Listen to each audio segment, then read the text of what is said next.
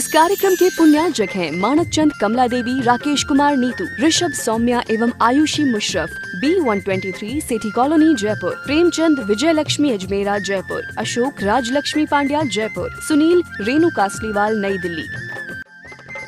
श्री नरेंद्र, श्रीमती सुदेश रानी जैन, विपिन कुमार, संगीता जैन, मुजफ्फरनगर निवासी, प्रवासी, दुर्गापुर, पश्चिम बंगाल, संजय, दीपा जैन, राजीव, सोनिया जैन, पूनम चंद, सविता जैन मेरठ, पंकज, श्वेता जैन दिल्ली, अभिषेक, रिद्धि, सिद्धि, वैभव, आंचल, सोबित जैन एवं समस्त नावला परिवार।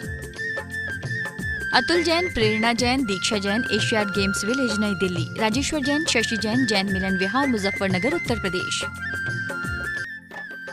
ध्रुव, पर्थ, नमिता, धीरजगर, गुरुग्राम, परिधि, रिद्धिमा, नेहा, विकास जैन, गुरुग्राम, मीना, विनोद अग्रवाल, रोहिणी, दिल्ली। श्री मुनेन्द्र कुमार जैन, सरिता जैन, अतुल जैन, शिप्रा जैन, आर्यन जैन, मनीष जैन, श्वेता जैन, मीशा जैन, मुजफ्फरनगर। श्री राजेंद्र कुमार जैन, श्रीमती मंजू जैन, आशीष जैन, मीना जैन, पारस जैन, स्वाति जैन, समृद्धि जैन, सिद्धि जैन, शाश्वत जैन, जैन महिला मंडल, चंदर नगर, सहारनपुर। श्री किशोर भाई खंधार की पावन स्मृति में श्रीमती सुषमा खंधार, परिमल खंधार, मोना खंधार, मुकेश कुमार, साक्षी कुमार, ईशा कुमार, डिम्पल गांधी, सोनल गांधी एवं हितार्थ गांधी, अहमदाबाद। जय जिनेन्द्र। 8वीं काम मुके 8 गुण अड्डे अणुवमे सिद्धे 8म पुण विणिविठे निट्ठिय कज्जेय वंदिमो नित्यम।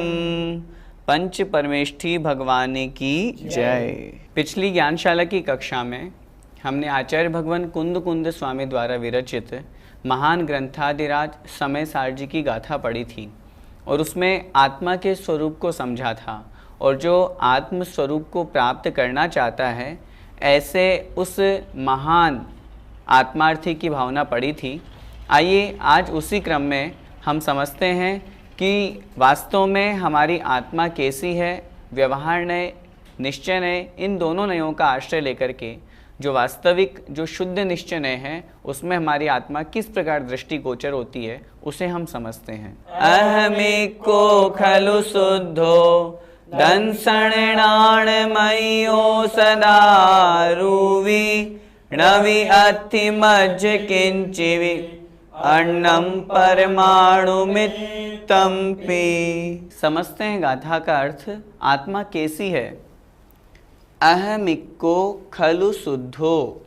अहम इक्को, अहम अर्थात मैं, आत्मा, इक्को मतलब एक है, खलु निश्चय नय से अथवा निश्चय रूप ही, शुद्धो अर्थात शुद्ध है।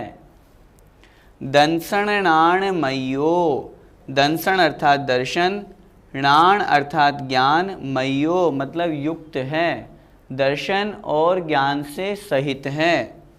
सदा रूवी, सदा अरूवी, सदा मतलब हमेशा, अरूवी अर्थात अरूपी है, रूप रस गंध स्पर्श से रहित है। नवि अथि मज्ज किंचिवी, नवि मतलब नहीं, अथि मतलब है, मज्ज अर्थात मेरा, किंचिवी कुछ भी, थोड़ा सा भी, अन्नम अर्थात अन्य, परमाणु मित्तम पी परमाणु मात्र भी, अन्य परमाणु मात्र कुछ भी, मज्ज नवि अथि मेरा नहीं है। क्या मतलब? आत्मा कैसी होती है, आत्मा का क्या स्वरूप होता है, यहाँ पर इस बात पर चर्चा की गई है। फिर से देखते हैं गाथा। कैसी आत्मा? अहम इक्को, मेरी आत्मा एक है, अकेली है, अन्य पर पदार्थों से कोई संबंध नहीं है। खलु निश्चय से, शुद्धो मतलब शुद्ध है, कर्म भाव रूप में नहीं है, इस तरह का चिंतन। दंसणाण मयो, दर्शन और ज्ञानमय है, मय से तात्पर्य युक्त, सहित, क्योंकि आत्मा का लक्षण उपयोगो लक्षणम, उपयोग दो प्रकार का, दर्शनोपयोग और ज्ञानोपयोग, इसलिए वह आत्मा दर्शन ज्ञानमय है और सदा अरूवी, सदा मतलब हमेशा, त्रैकालिक, अरूवी अर्थात अरूपी है। क्यों? क्योंकि रूप रस गंध स्पर्श ये तो पुद्गल के लक्षण हैं और आत्मा तो शुद्ध है, इसलिए हमेशा सदा अरूपी है। और सबसे बड़ी बात जो हम पर पदार्थों को अपना मानते हैं, आचार्य भगवान कुंद स्वामी महाराज कितनी सूक्ष्म दृष्टि रखते हुए यहाँ कह रहे हैं, अर्णम परमाणु मित्तम्पि किंचिवी, कुछ भी जो अन्य पर पदार्थ है आत्मा के अलावा, परमाणु मित्तम्पि, परमाणु मात्र भी, परमाणु किसे कहते हैं? पुद्गल का सबसे छोटा अंश, जिसका ऐसा अविभागी प्रतिच्छेद जिसका कोई दूसरा टुकड़ा नहीं किया जा सके। हम और आप तो अपनी आंखों से देख ही नहीं सकते, हमें तो असंख्यात अणुओं से मिलकर के बना हुआ स्कंद दिखाई देता है।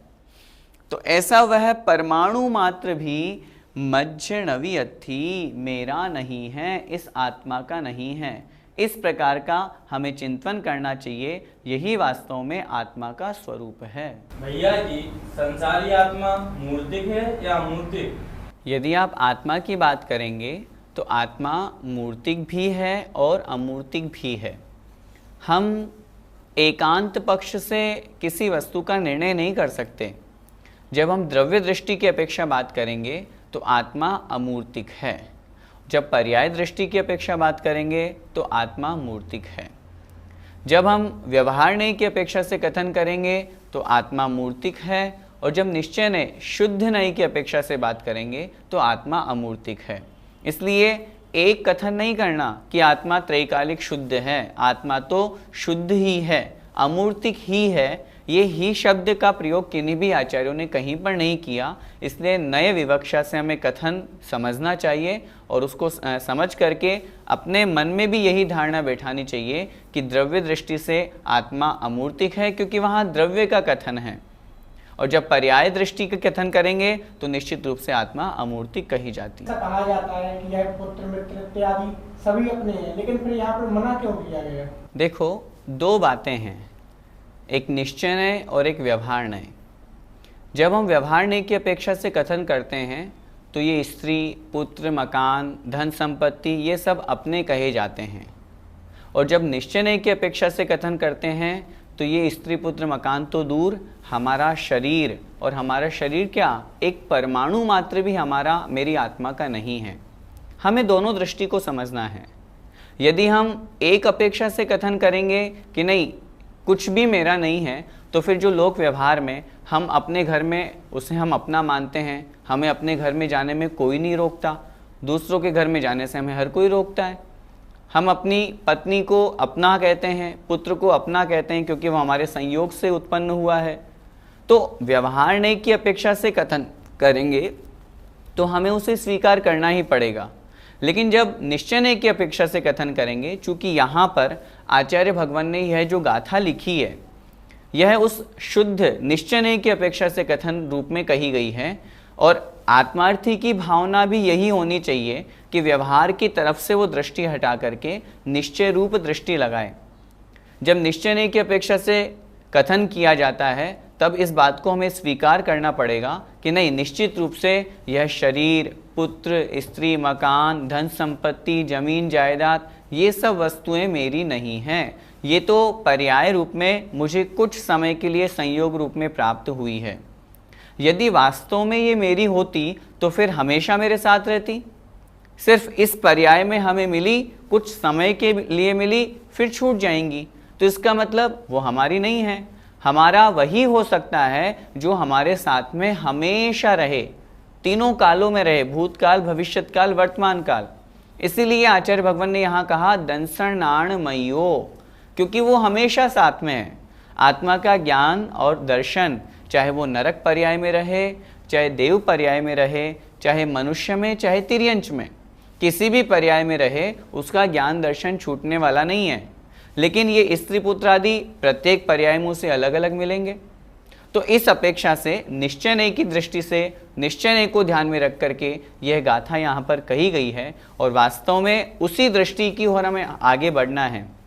लिखा है एकोहम निर्ममः शुद्धो ज्ञानी योगींद्र गोचरः बाह्या संयोगजा भावा मत्तः सर्वेपि सर्वथा। कैसा है यह आत्मा? एकः अहम, मैं एक हूँ। निर्ममः, ममत्व परिणाम से रहित हूँ। शुद्धो, शुद्ध हूँ इत्यादि इष्टोपदेश में आचार्य भगवान पूज्यपाद स्वामी महाराज ने भी यह गाथा लिखी है।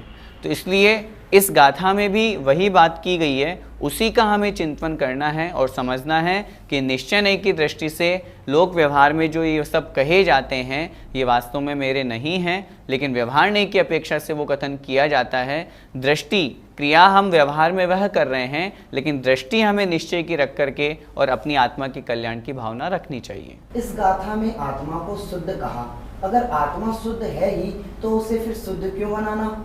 यदि हम वर्तमान हमारी आत्मा की चर्चा करें तो हमें समझ में आएगा कि हमारी आत्मा शुद्ध नहीं है।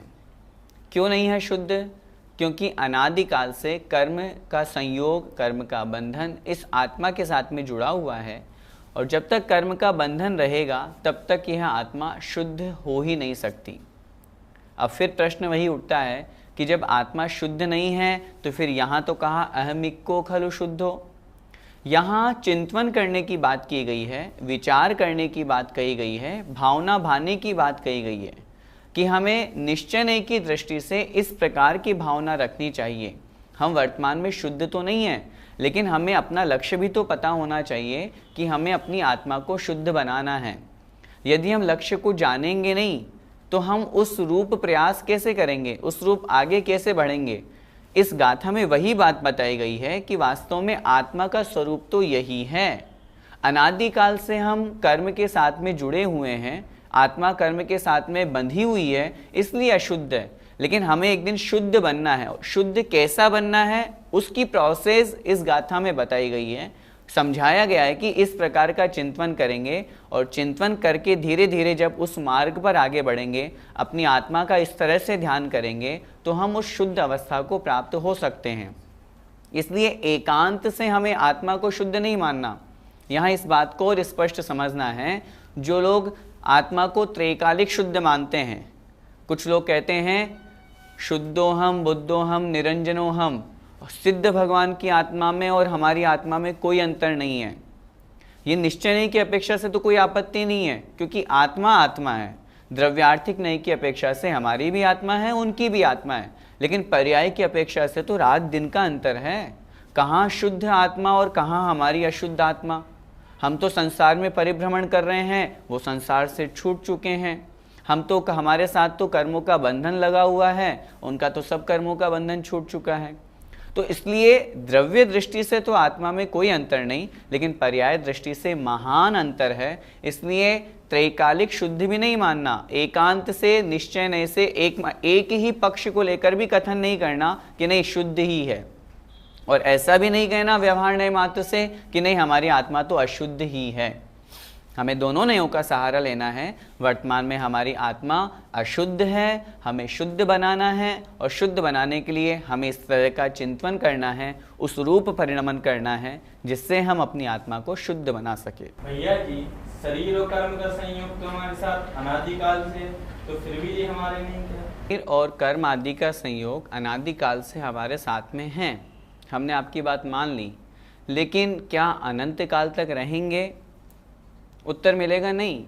जब शुद्ध अवस्था को प्राप्त हो जाएंगे तो यह शरीर का संयोग भी छूट जाएगा और कर्म का संयोग भी छूट जाएगा। दूसरी बात, हम इस बात पर विचार करें, जो शरीर हमें अभी इस पर्याय में मिला है, क्या ये अनादिकाल से हमारे साथ में है? जो कर्म हमारे साथ में अभी लगे हुए हैं, क्या वे कर्म अनादिकाल से हमारे साथ में हैं? अर्थात नहीं है। यह शरीर हमें इस पर्याय में मिला है, आयु समाप्त होते ही यह शरीर छूट जाएगा, दूसरी पर्याय में जाएंगे वहाँ दूसरा शरीर मिलेगा। कर्म का संयोग इस अवस्था में जिन जिन कर्मों का संयोग है वो है, जब कर्म निर्जरा को प्राप्त हो जाएंगे हम अपने आश्रव बंध पुनः करेंगे, नवीन कर्माश्रव होगा, नए कर्म बनेंगे। तो शरीर और कर्म का बंधन तो है, लेकिन वही नहीं है, वह प्रति समय परिवर्तित होने वाला है। त्रैकालिक अवस्था में रहने वाला जो है वो है मात्र ज्ञान दर्शन, अरूपीपना, जो आत्मा का ही स्वरूप है, आत्मा का स्वयं की संपत्ति है। इसलिए वह स्वरूप कभी भी समाप्त होने वाला नहीं है। हम किसी भी पर्याय को प्राप्त हो जाएं, हमारा ज्ञान दर्शन छूटने वाला नहीं है।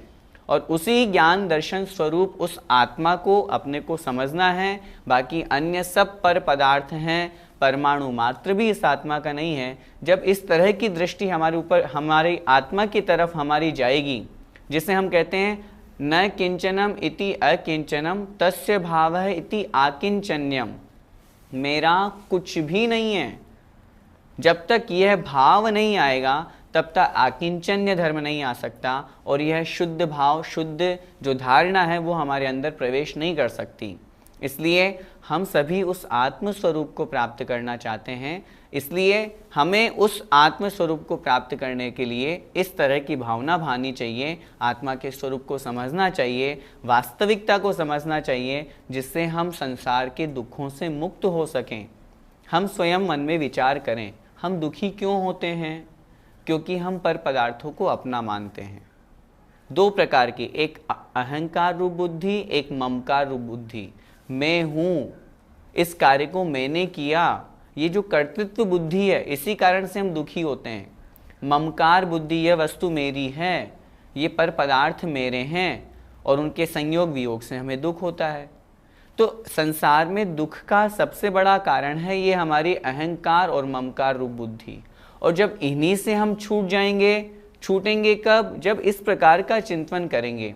हम अपने मन में निश्चय से ये धारणा तो बनाएं कि वास्तव में ये मेरे है ही नहीं, और जब इस प्रकार का चिंतन करेंगे तो वह जो हमें दुख होता है संयोग वियोग आदि का, वह दुख हमें नहीं होगा, और दुख नहीं होने के कारण से हम निश्चित रूप से सुख को प्राप्त कर सकते हैं। इस तरह का चिंतन करके हम अपनी आत्मा के कल्याण की भावना कर सकते हैं। आत्मा के स्वरूप को समझने के पश्चात आइए अगली गाथा में हम समझते हैं कि संसार परिभ्रमण का, कर्म बंधन का सबसे बड़ा कारण है राग, और आचार्य भगवान उसी राग को छोड़ने का उपदेश दे रहे हैं। रत्तो बंधदिकं मम मुंचदि जीवो विराग संपन्नो ऐसो जिणो वदेशो तम्हाकं मे सुमारज। रत्तो बंधदिकं मम, रत्तो अर्थात राग से सहित, अर्थात रागी जीव, बंधती बांधता है, कम्मम अर्थात कर्मों को। राग से युक्त जो रागी जीव है वह कर्मों को बांधता है। मुंचदी जीवो, और जो मुंचदी अर्थात छूटता है। कौन छूटता है? जीवो, जीव छूटता है। किससे छूटता है? कर्म से छूटता है। कैसा जीव कर्म से छूटता है? विराग संपन्नो, जो विराग से संपन्न है, सहित है, युक्त है। जो राग से सहित है वह कर्म को बांधता है, और जो राग से रहित है वह जीव कर्म से छूटता है। ऐसो जिणोवदेशो, ऐसो अर्थात ऐसा, यह जिण उपदेशो, जिनेंद्र भगवान का उपदेश है। बहुत शॉर्ट एंड स्वीट बात यहाँ पर आचार्य भगवान कुंद कुंद स्वामी कह रहे हैं। सबका सार यही है कि रागी जीव कर्मों को बांधता है और विरागी जीव कर्मों से छूटता है, ऐसा जिनेंद्र भगवान का उपदेश है। तम्हा, इसलिए कम्मेसु, कर्मों में, मां रज्य, राग मत कर। इसलिए कर्मों में राग मत करो। क्यों? क्योंकि कर्म में राग अर्थात राग करने वाला जीव कर्म बंध से युक्त होता है, और कर्म बंध से युक्त होगा तो संसार में परिभ्रमण करेगा, संसार में भटकेगा। इसलिए उस संसार परिभ्रमण से छूटना है, कर्मों से मुक्त होना है, तो कम्मेसु मा रज्य, अर्थात कर्म के प्रति राग मत करो। संसार में जीवों के प्रति राग मोह लगाओ मत करो। यदि करेंगे तो कर्म बंद होगा, संसार में परिभ्रमण होगा, और जब वह राग छूट जाएगा तो निश्चित रूप से विराग से युक्त होकर अर्थात राग से रहित होकर के वह जीव उन कर्मों से छूट जाएगा। इस प्रकार का यह जिनेंद्र भगवान का उपदेश समझना चाहिए। भैया जी, क्या शुभ कर्मों में भी राग नहीं करना चाहिए? यहाँ जो आचार्य भगवान ने कथन किया है वे उन मुनि महाराज की अपेक्षा से कहा है जो शुद्धोपयोग में लीन है, आत्म स्वरूप में स्थित है। आत्म स्वरूप में शुद्धोपयोग में लीन है, इसलिए उन मुनि महाराज के लिए कहा शुभ हो चाहे अशुभ हो, दोनों प्रकार के कर्म बंधनों से विमुक्त होना है, छूटना है। इसलिए शुभ कर्मों में भी, शुभ क्रियाओं में भी राग करने के लिए निषेध किया गया है। तो इस अपेक्षा से चूंकि जो उस अवस्था को प्राप्त हो चुके हैं, जो शुभ और शुद्ध से ऊपर जो शुभ और अशुभ से ऊपर उठ चुके हैं, शुद्ध अवस्था को प्राप्त हो चुके हैं, उन मुनि महाराज के लिए यहाँ पर उस शुभ कर्म को करने का भी, उनमें राग करने का भी निषेध किया गया है। इसलिए उनकी अपेक्षा से चाहे शुभ हो चाहे अशुभ हो, दोनों प्रकार के कर्मों का निषेध किया है कि उनके प्रति राग नहीं करना। भैया जी, तो फिर हम तो आत्मा में लीन नहीं है, तो फिर हमें क्या करना चाहिए? लक्ष्य तो हमें भी वही बनाना है कि हम भी अशुभ और शुभ से छूट करके एक दिन शुद्ध अवस्था को प्राप्त करें, आत्म स्वरूप में लीन हों, आत्म समाधि में स्थित हों, शुद्धोपयोगी बने। लेकिन चूंकि अभी हमारी वर्तमान गृहस्थ अवस्था में हम उस अवस्था, उस शुद्धोपयोग रूप परिणति को प्राप्त नहीं हुए हैं, तो हमें अशुभ से बच करके शुभ में प्रवृत्ति करनी चाहिए। क्योंकि हमारे सामने दो ही ऑप्शन हैं, या तो हम अशुभ क्रिया करें, अशुभ कर्म करें, अशुभ योग, अशुभ उपयोग करें, अथवा इनसे विपरीत शुभ क्रिया, शुभ योग, शुभ उपयोग अथवा शुभ कर्म करें। तो शुद्ध वर्तमान में हमारे साथ में होना नहीं है, तो हम अशुभ में प्रवृत्ति करेंगे, पापाचार, पाप रूप प्रवृत्ति, कषाय रूप प्रवृत्ति, पंचेंद्रिय के विषय रूप प्रवृत्ति करेंगे तो दुखी होंगे, कर्म बंद होगा, नरक तिर्यंच आदि गति में हमें भटकना पड़ेगा।